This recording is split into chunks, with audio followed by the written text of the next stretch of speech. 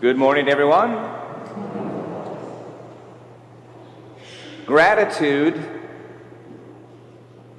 will change your attitude.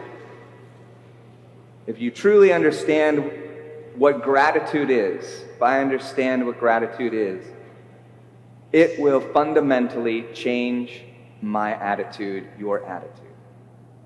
Gratitude changes attitude. We look at last week, and it was really quite a segue this week from last. We were encouraged to remember, because the sin of forgetfulness has a real impact in our daily life, and it could have a catastrophic impact if we forget. We forget the love that we've experienced. That's true in our relationships, our human relationships, but especially with our relationship with God. Remember the parable of the laborer and the farmer, and how he labored in the field, and then he came in, and instead of being, encouraged to sit at the table, he was encouraged to go and prepare the food and to serve it. And then after the farmer was fed, then the servant could go ahead and eat. And there was that angst within us of saying, well, something wasn't, I don't think that's right. And really it is. There's a true sense of justice there when you understand the greater picture. See, we don't earn our salvation. It's given to us freely in Jesus Christ. Theologically, we talk about that as justification. We are justified in Jesus Christ. None of us can do that on our own. It is a free gift, whether it comes to us when we're a little baby in baptism or through RCIA. It is an objective gift that we receive, the indwelling of the Holy Spirit, the supernatural gifts or virtues of faith, hope, and charity. That's present within us. It's a free gift. And when we forget that, then we start taking a disposition of entitlement. So if we forget, then that can have catastrophic results. Coming to today, gratitude is really in line with remembering. So if we look at the four cardinal virtues, and now we're in the realm of philosophy and that which is just right thinking. You have four cardinal virtues. Cardinal meaning from the Latin hinge. So like the doors, they hinge or they rest upon the hinges. Okay? These are the four virtues that everything else rests upon. What are they? So the first one is prudence, or a natural, practical wisdom. Think clearly, judge rightly, and act decisively. That is prudence. Justice, giving to someone what is owed to them or what is their due. Fortitude, or courage, that is the strength that we have within us to do what's right even when we're afraid. And then finally, temperance, the goods, the pleasures that we have in our life, that they are rightly ordered and moderated. We have those four cardinal virtues. We have justice, and within justice there is gratitude. True gratitude in its truest sense, it's not just being thankful. When you have gratitude, you're having a gratitude towards someone that you can't repay. So who in your life has given to you in such a way that there is no way that you can repay them?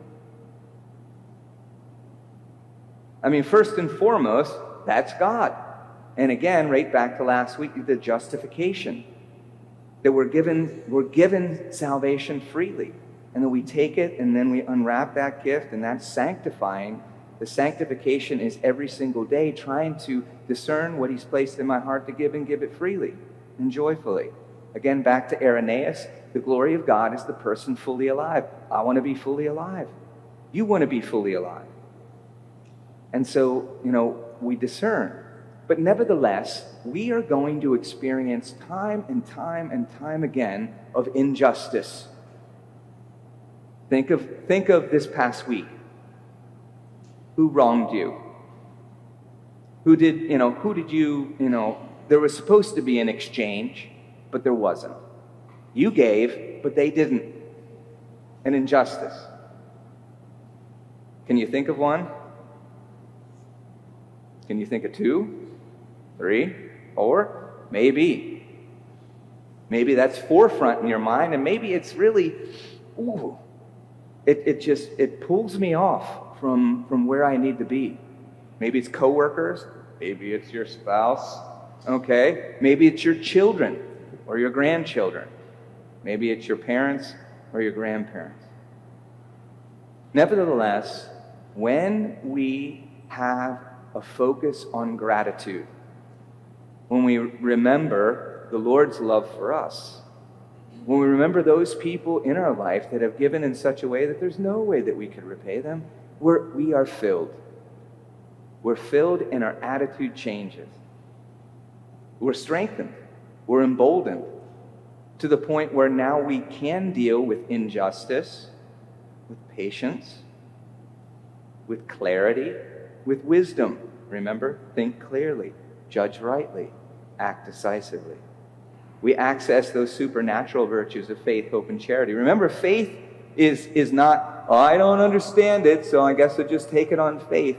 Faith is a supernatural knowing. The natural light of reason, I see it, I understand it. Faith is a supernatural knowing. It's consistent with reason, but it goes beyond it. I know through faith. So again, think about somebody that has loved you in such a way that you could no way possible pay them back.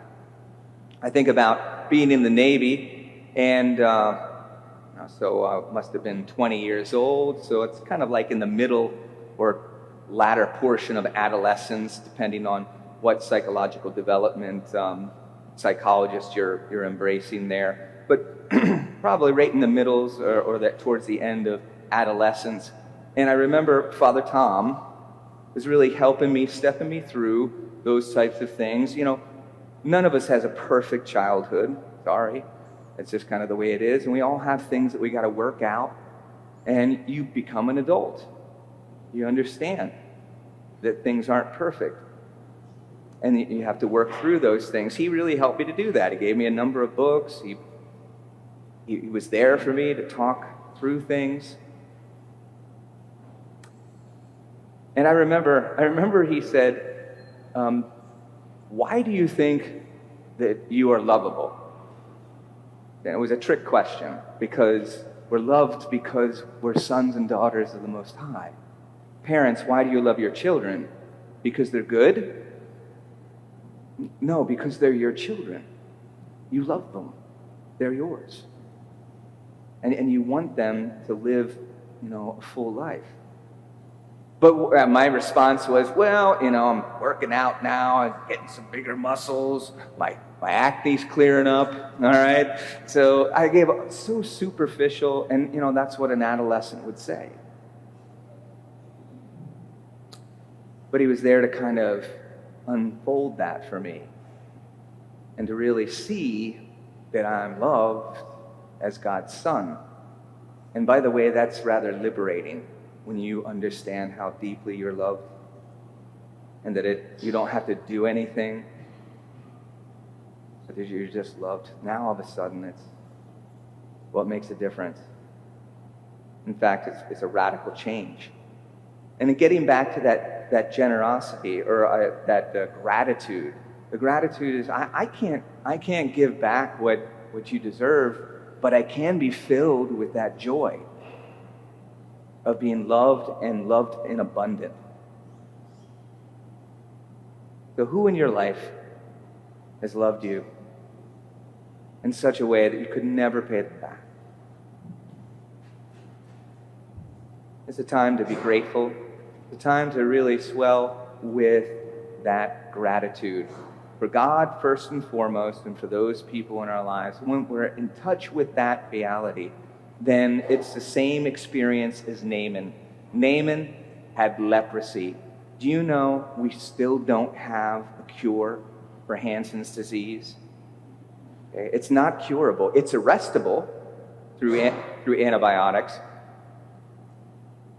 Elisha cured Naaman. There was no way that he could pay that back. The 10 lepers, Jesus cured the 10 lepers. There's no way that they could pay that back. That is the heart of gratitude. There's no way that we can pay you back. And filled with that gratitude, that changes our attitude. And that will transform our life.